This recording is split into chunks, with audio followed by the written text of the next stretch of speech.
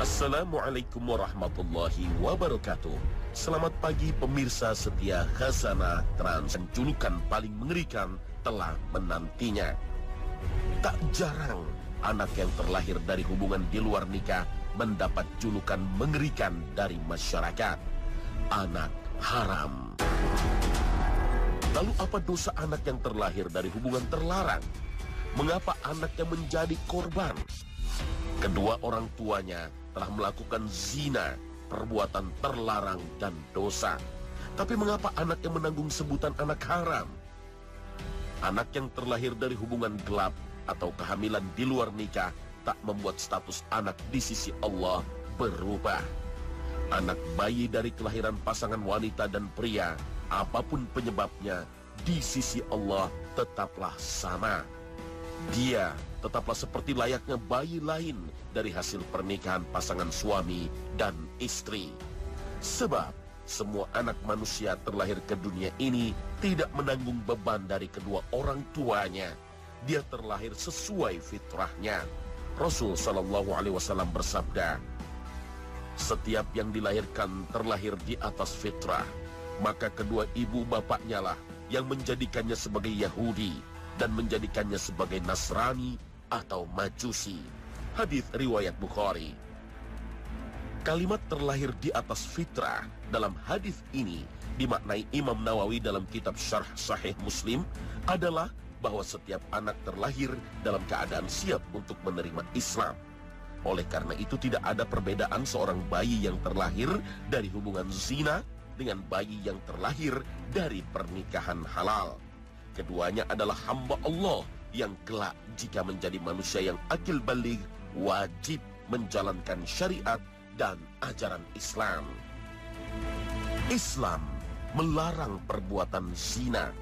Larangan ini ditetapkan berbeda dengan pelarangan dosa lain seperti membunuh, meminum khamar, dan mencuri yang larangannya ditetapkan secara langsung ke objek perbuatannya.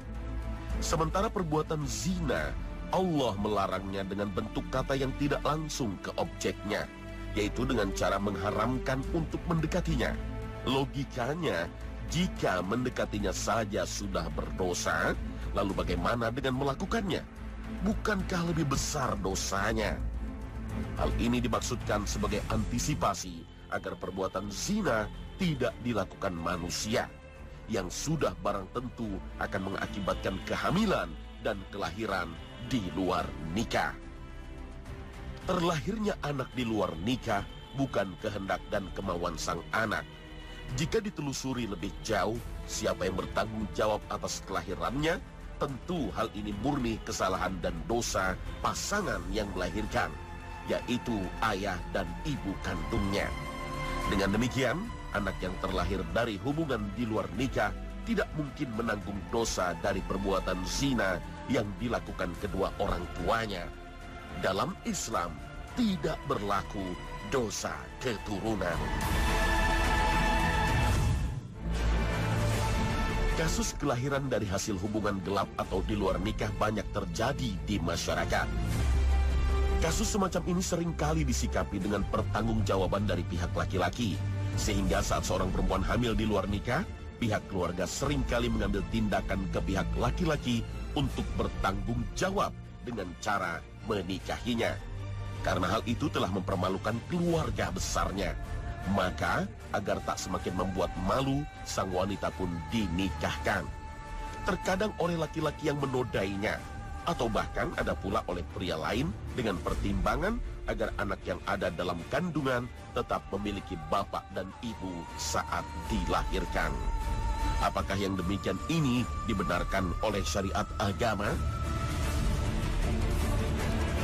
Menurut mayoritas ulama fikih, wanita yang hamil dari zina boleh menikah dengan laki-laki yang menzinai atau menodainya. Akan tetapi kebolehan ini terikat dengan dua syarat. Pertama, kedua calon mempelai pezina itu harus terlebih dahulu bertaubat dengan sebenar-benarnya taubat, menyesali dan beristighfar, tidak akan mengulangi perbuatan nista semacam itu serta menjauhinya. Jika tidak didahului dengan taubat, menurut Imam Hambali, maka nikahnya tidak sah. Berdasarkan firman Allah, Laki-laki yang berzina tidak mengawini melainkan perempuan yang berzina atau perempuan yang musyrik. Dan perempuan yang berzina tidak dikawini melainkan oleh laki-laki yang berzina atau laki-laki musyrik.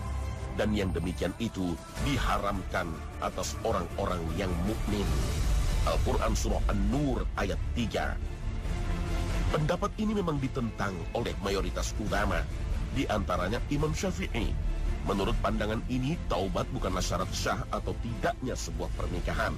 Sebab Allah Subhanahu wa Ta'ala juga telah membatasi dalam ayat lainnya tentang pernikahan-pernikahan yang terlarang.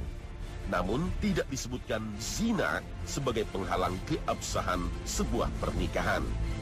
Pendapat mayoritas ulama ini adalah pendapat yang populer di kalangan sahabat Nabi Sallallahu Alaihi Wasallam. Namun untuk lebih berhati-hati, akan lebih baik jika kedua calon mempelai pezina itu bertaubat dengan sebenar-benarnya taubat. Syarat kedua, setelah pasangan pezina menikah, yang wanita hamil dari zina harus terlebih dahulu melakukan istibra, yaitu memastikan rahimnya bersih dari janin. Ini bisa dilakukan dengan cara menunggu datangnya haid atau menunggunya sampai melahirkan. Jika langkah ini sudah dilakukan, maka pasangan suami istri pezina itu baru boleh berhubungan suami istri. Nabi Shallallahu Alaihi Wasallam bersabda, wanita yang tengah hamil tidak boleh disetubuhi sampai ia melahirkan, dan tidak boleh juga disetubuhi sampai ia haid. Hadis riwayat Abu Daud. Hadis ini dilatar belakangi oleh satu peristiwa di antara sahabat Nabi Shallallahu Alaihi Wasallam. Saat itu ada seorang sahabat yang mendapatkan bagian rampasan perang berupa tawanan wanita. Tawanan wanita yang disebut sabaya ini tengah hamil. Sementara wanita sabaya dalam syariat boleh dinikahi atau digauli. Maka Nabi Shallallahu Alaihi Wasallam pun melarang para sahabatnya menggauli wanita sabaya yang tengah hamil kecuali setelah melahirkan atau menunggu sampai dia haid. Tujuannya adalah untuk memastikan bahwa dalam rahim si wanita sabaya itu bersih dari janin atau agar kehamilannya tidak tercampur oleh benih laki-laki lain. Inilah hakikat dari istibra, sebuah fase memastikan keadaan rahim wanita sudah kosong dari kehamilan. Hikmah fase ini untuk menjaga agar jangan sampai terdapat kesimpang siuran status benih yang berkembang dalam rahim seorang wanita. Apakah dari saripati pasangan sebelumnya ataukah pasangan terbarunya? Sehingga dalam riwayat lainnya, Nabi Shallallahu Alaihi Wasallam bersabda, tidak halal bagi seorang yang beriman dengan Allah dan hari akhir menuangkan airnya ke tanaman orang lain, yakni menyetubuhi wanita hamil dari hubungan orang lain. Hadis riwayat Abu Dawud. Terlepas dari latar belakang hadis ini, para ulama mengambil kesimpulan secara umum bahwa wanita yang tengah hamil akibat zina, jika dinikahi, maka wanita yang tengah hamil itu tidak boleh disetubuhi. Sebab dengan menyetubuhi wanita pelaku zina yang hamil itu, berarti ia telah menuangkan airnya ke tanaman orang lain. Hubungan suami istri baru boleh dilakukan setelah anak yang dikandung wanita itu terlahir. Para ulama menegaskan bahwa hukum ini berlaku bagi pasangan suami istri pelaku zina atau pasangan wanita pezina dan suami bukan yang menodainya.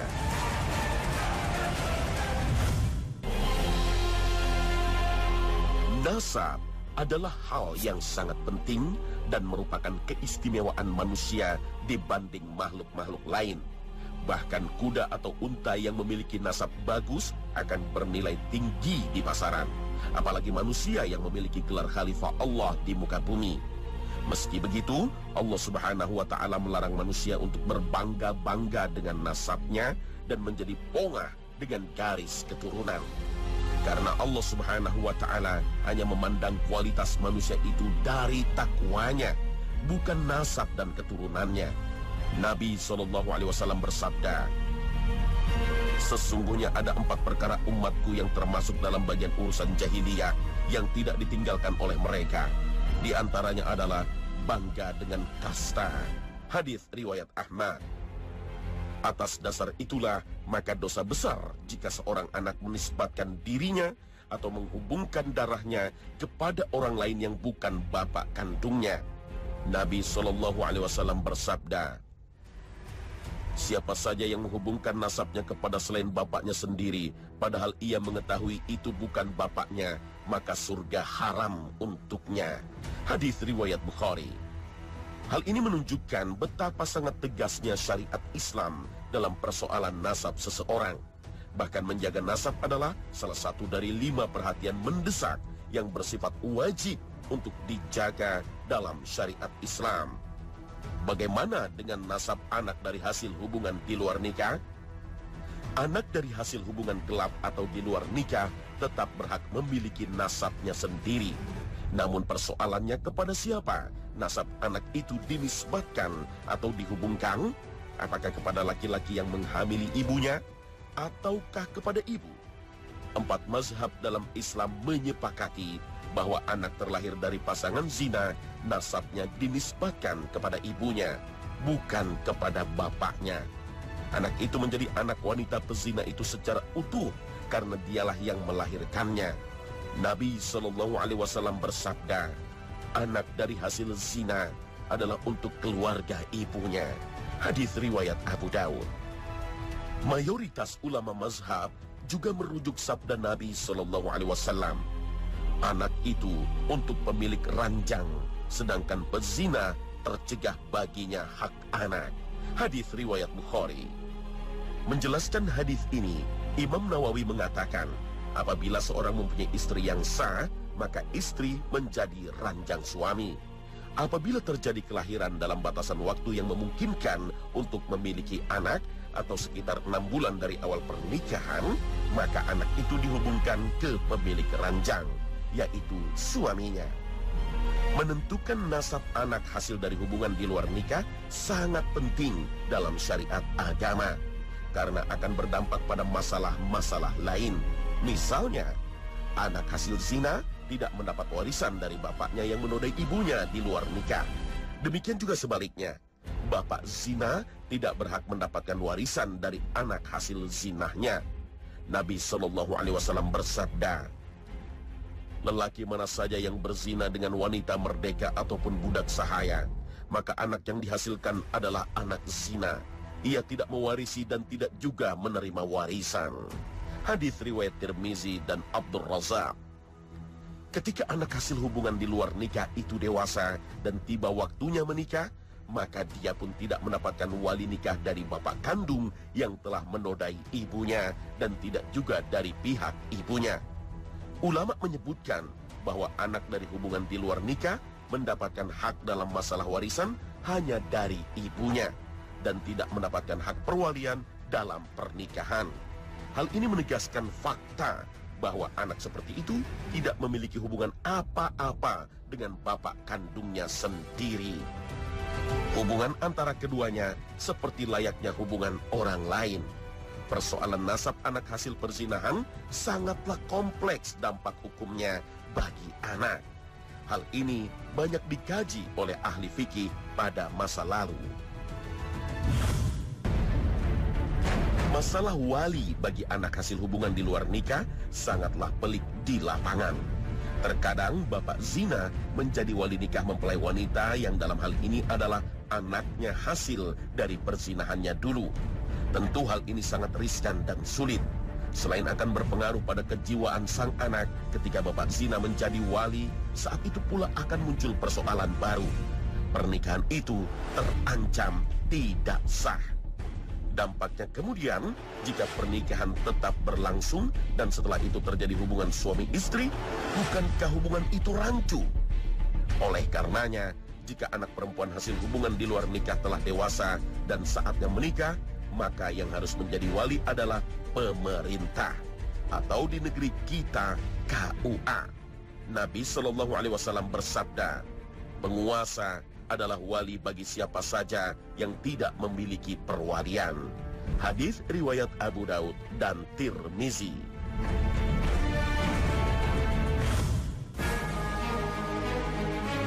Perbuatan zina benar-benar memiliki dampak luar biasa. perbuatan nista dan dosa yang berdampak pada permasalahan rumit yang banyak menjadi perbincangan dan diskusi para ulama dulu. Para ulama dulu pun mempersoalkan status anak hasil hubungan zina. Jika anak itu tidak boleh menisbatkan atau menghubungkan nasabnya pada sang bapak, atau bukan mahram bagi bapak yang menodai ibu sang anak, bukankah berarti sang ayah bisa menikahi anaknya sendiri? Ini membingungkan. Di kalangan mazhab Syafi'i dan sebagian mazhab Maliki, ini banyak diperdebatkan. Tentunya masalah ini sangat memilukan hati siapa saja yang mendengarnya. Sangat bertentangan dengan nilai-nilai kemanusiaan. Sungguh tak terbayangkan. Akan tetapi persoalan ini dinilai tidak benar. Anak hasil zina tidak boleh dinikahi oleh bapak zinanya. Artinya bahwa hubungan mahram tetap berlaku antara keduanya berdasarkan sifat umum dari firman Allah Subhanahu wa Ta'ala. Diharamkan atas kalian ibu-ibu kalian dan anak-anak kalian. Al-Quran Surah An-Nisa ayat 23. Ibnu Taimiyah menyebutkan keumuman ayat ini meliputi seluruh anak, tak terkecuali anak zina. Maka seorang bapak zina tidak boleh menikahi anaknya dari hasil perzinahan. Selain itu, anak dari hasil zina tentunya juga menyusu dari ibunya. Sedangkan air susu itu ada karena sang bapak zina. Di sisi lain, Allah Subhanahu wa Ta'ala telah menggariskan dalam syariatnya bahwa terjadinya hubungan mahram selain karena nasab, juga karena persusuan. Sebuah kisah yang diriwayatkan Imam Muslim juga bisa menjadi dasar larangan seorang anak hasil hubungan zina dinikahi oleh bapaknya. Yaitu kisah seorang soleh yang bernama Juraij. Suatu ketika, Juraij dituduh menzinahi seorang wanita hingga hamil. Setelah melahirkan, wanita itu menuduh Juraij sebagai laki-laki yang menghamilinya. Saat anak dalam kandungan wanita itu terlahir, orang-orang marah dan berang, memukuli Juraij dan merobohkan tempat ibadahnya. Sebagai orang soleh, Juraij tetap bersikap tenang. Lalu ia meminta bayi itu dihadapkan kepada dirinya dengan disaksikan oleh orang banyak. Juraij bertanya kepada bayi itu, "Siapakah bapakmu?" Atas kuasa Allah Subhanahu wa Ta'ala, bayi itu menjawab dan berkata, "Bapakku adalah tukang gembala itu." Ucapan si bayi merupakan petunjuk langsung dari Allah Subhanahu wa Ta'ala. Lalu bagaimanakah bisa dibenarkan bapak zina boleh menikah dengan anak zinanya sendiri? Wallahu a'lam. Masalah lain yang muncul akibat penghubungan nasab adalah urusan nafkah, seperti makan, minum, dan pakaian. Apakah bapak zina wajib menafkahi anak zinanya? Dan apakah anak zina tersebut berhak menuntut nafkah dari bapak zinanya? Ini juga menjadi masalah krusial yang dibahas para ulama hukum, karena terkait erat dengan masalah sosial dan keadilan. Kalangan ulama fiqih dalam mazhab Syafi'i dan Maliki menetapkan bahwa anak zina tidak berhak memperoleh nafkah dari bapak zinanya, sehingga keadaan ini menjadikan status si anak zina sama dengan seorang anak yang tidak memiliki bapak yang menafkahinya. Maka ketentuan siapa yang berkewajiban memberi nafkah atas anak hasil hubungan di luar nikah ditanggung oleh keluarga yang menjadi ahli warisnya, yaitu keluarga ibunya.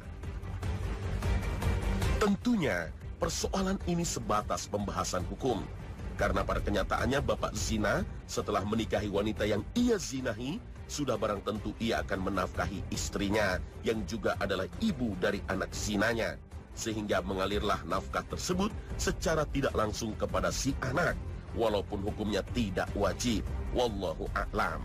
Semua itu adalah konsekuensi atau akibat yang ditimbulkan dari ketetapan meniadakan hubungan nasab antara bapak zina dengan anak zinanya. Namun, ada pendapat lain dari kalangan ulama fikih yang menetapkan sebaliknya, yaitu anak hasil hubungan di luar nikah dihubungkan nasabnya ke bapak zinanya. Ini pendapat Ishaq bin Rahawiyah, Urwah bin Zubair, Sulaiman bin Yasar, Hasan al-Basri, Ibnu Sirin, Ibrahim an-Nakhai, serta Atha. Pendapat ini pula yang dipilih Abu Hanifah atau Imam Mazhab Hanafi. Imam Abu Hanifah menyatakan, aku memandang tidak ada salahnya apabila seorang berzina dengan wanita lalu kemudian ia hamil, agar menikahi wanita tersebut dalam keadaan hamil, dan ia menutup aibnya, dan anak itu adalah anaknya. Inilah persoalan yang timbul akibat penisbahan atau penghubungan nasab anak hasil hubungan di luar nikah. Jika pendapat yang kedua ini benar, maka persoalan lain yang timbul seperti pernikahan, waris, wali nikah, dan lainnya tidak akan terjadi. Anak dari hasil hubungan di luar nikah bukanlah anak yang berdosa. Maka tidak pantas jika disematkan julukan-julukan yang tidak pantas pada dirinya, meski terlahir akibat dosa zina yang diperbuat oleh orang tuanya. Karena Allah Subhanahu wa Ta'ala telah menegaskan bahwa seorang manusia tidak akan menanggung dosa yang diperbuat oleh orang lain. Allah berfirman, dan orang yang berdosa tidak menanggung dosa orang lainnya. Al-Quran Surah Al-Isra ayat 15. Maka nasib anak itu di akhirat tergantung dengan amal perbuatannya sendiri. Tak ada sangkut pautnya dengan dosa orang tuanya. Inilah akibat perbuatan zina, perbuatan yang disebut Allah Subhanahu wa Ta'ala sebagai perbuatan keji, dan dampaknya benar-benar keji. Dapat merusak kehidupan dunia dan agama seseorang, mematikan rasa malu, mencoreng kehormatan, menyeret pelakunya ke segala jenis keburukan, dan diakhiri dengan kekejian. Allah Subhanahu wa Ta'ala berfirman, dan janganlah kamu mendekati zina. Sesungguhnya zina itu adalah suatu perbuatan yang keji dan suatu jalan yang buruk. Al-Quran Surah Al-Isra ayat 32. Penuturan sahabat mulia Sa'id bin Ubadah pantas menjadi renungan. Suatu ketika Sa'id bin Ubadah radhiyallahu anhu berkata, seandainya aku melihat seorang laki-laki bersama istriku, pasti aku akan menebasnya dengan pedang tanpa ampun. Ketika ucapannya ini terdengar oleh Rasulullah, beliau sallallahu alaihi wasallam bersabda, adakah kalian heran dengan kecemburuan Sa'id? Demi Allah, aku lebih pencemburu daripada dia, dan Allah lebih pencemburu daripada aku. Karena itu, dia mengharamkan perbuatan keji, baik yang tampak maupun yang tersembunyi.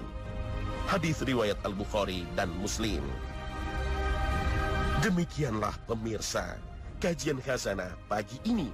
Semoga Anda mendapatkan pengetahuan baru dan selalu mendapatkan pencerahan agama untuk menjalani hidup dan bekal di akhirat kelak. Akhir kata, selamat beraktivitas. Wassalamualaikum warahmatullahi wabarakatuh.